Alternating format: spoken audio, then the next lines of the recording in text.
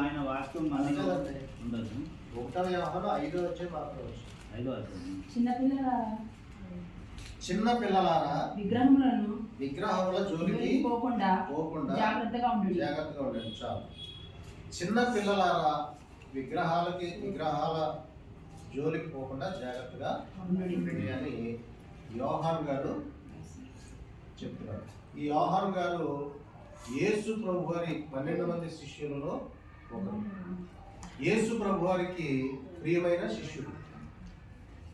ఈ యోహాను గారు జబదేయి కుమారులు ఉంటారు, యాకోబు యోహాను, వాళ్ళలో ఒకటి అన్నమాట. యోహాను గారు, ఆ యోహాన్ అనే పేర్లు మనకి చాలా కనపడతాయి బైబిల్ గ్రంథంలో. ఈ యోహాను జబదేయి కుమారులో ఒకడు.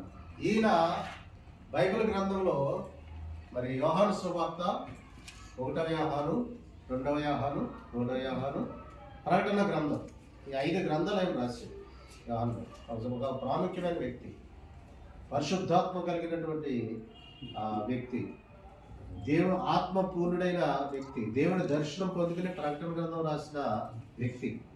100 సంవత్సరాలు బతికిన శిష్యుడు. ఈయన ఒక్కడే బతికాడు, అందరూ అత్సాక్షులు అయిపోయారు.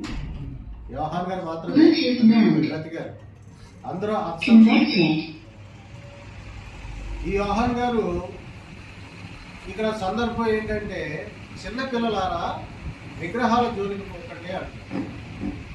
అంటే దీని అర్థం ఏంటంటే, క్రైస్తవులమైన మనము, యేసు ప్రభువుని అంగీకరించిన మనము విగ్రహాల జోలికి పోకూడదు. అంటే విగ్రహారాధన చేయకూడదు, పూజలు చేయకూడదు, వ్రతాలు చేయకూడదు అని చెప్పాడు యోహాను గారు. సందర్భం అంటే యేసు ప్రభువుని నమ్ముకున్న వాళ్ళంటే ఇది ఒక శ్రేష్టమైనటువంటి మార్గం, పరిశుద్ధమైనటువంటి మార్గం, జీవమార్గం, సత్యమార్గం. కాబట్టి ఇక్కడ వచ్చిన వాళ్ళు ఇంకా విగ్రహాల జోలికి పోవాల్సిన అవసరం లేదు, విగ్రహాలను చేయవలసిన అవసరం లేదు, పూజలు చేయవలసిన అవసరం లేదు. ఇప్పుడు యేసు ప్రభు ఏమన్నారు సమరయ స్త్రీతోటి,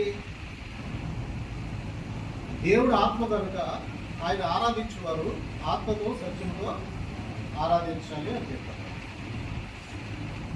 ఆవిడేం చెప్తుంది, అయ్యా మా పెద్దలు అక్కడ కొండ మీద కొండ మీద అంటే వాళ్ళు అక్కడికి వెళ్ళి కొండ మీదకి వెళ్ళి విగ్రహారాధన చేస్తున్నారు. విగ్రహారాధన చేస్తున్నప్పుడు వాళ్ళు పాపంలో ఉన్నారు. ఆ విగ్రహారాధన నుంచి బయటపడి దేవుని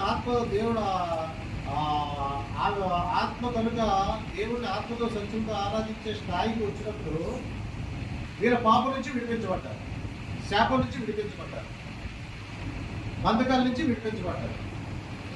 కాబట్టి మళ్ళీ మనం అక్కడికి వెళ్ళి విగ్రహారాధన చేయవలసినటువంటి అవసరము లేదు. అయితే వాస్తవంగా